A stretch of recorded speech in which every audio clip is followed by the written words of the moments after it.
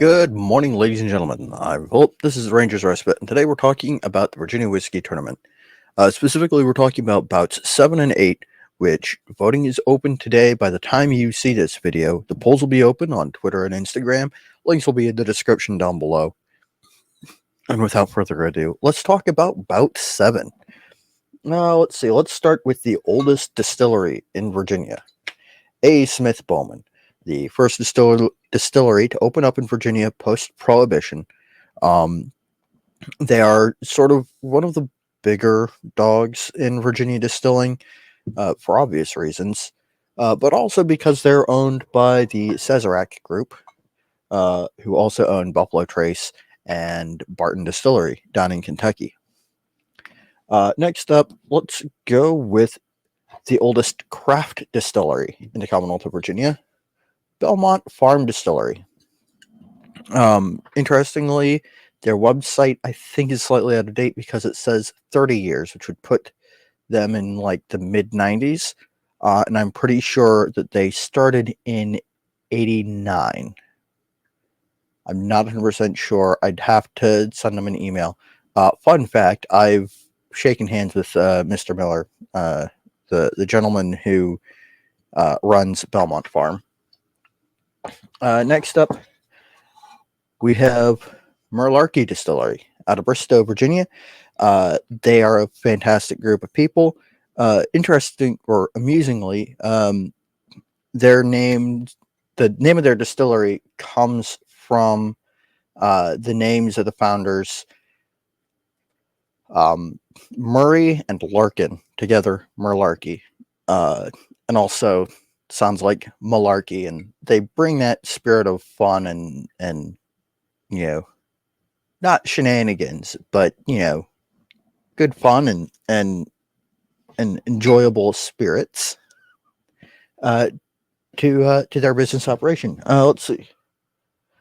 Cape Charles Distillery is the last one in about 7. I don't have anything from them. They're kind of hard to get where I am right now, but hopefully that changes and their products become more widely available within the Commonwealth.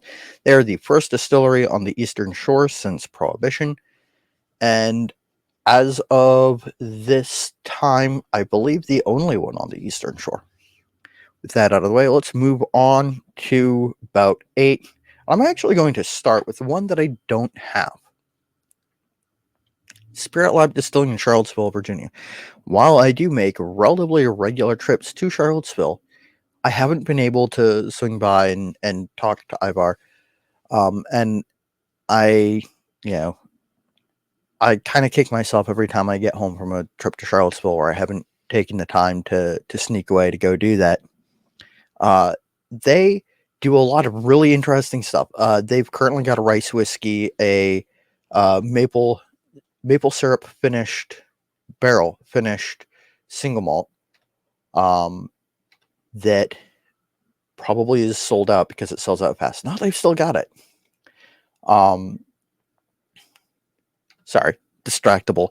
They do a lot of really cool and interesting stuff. They make eau de vie, brandy, Old Tom gin, and genuinely, I really enjoy looking at their labels and stuff. And they're on the short list of distilleries that I will get a bottle from.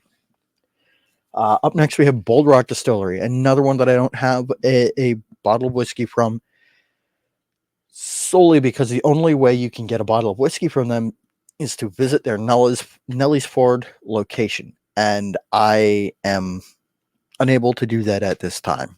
So I haven't been able to get a bottle of that, which is sad. I've reached out to them for comment, and they haven't responded, but that's okay. They are one of the largest cideries in the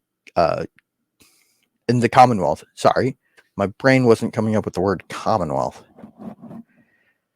And they started making whiskey last year or the year before, and they converted one of their facilities in Nelly's Ford into the bourbon or the barrel house, and that's where you can taste their whiskey and buy a bottle.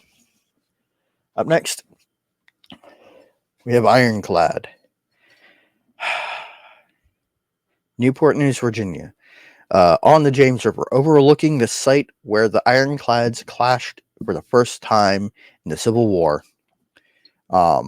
They're in a historic warehouse. They make fantastic bourbons. I only have this one, which is a small bottle. But I've gotten to try a bunch of their stuff, including their hot honey finished and a wine finished at a Spirits Expo event. Really great stuff. They make some really interesting, really small batch whiskeys, and they do a lot of commemorative batches in coordination with crews aboard U.S. naval vessels, and that's just really cool. I also really like. I'm not going to be able to show it well.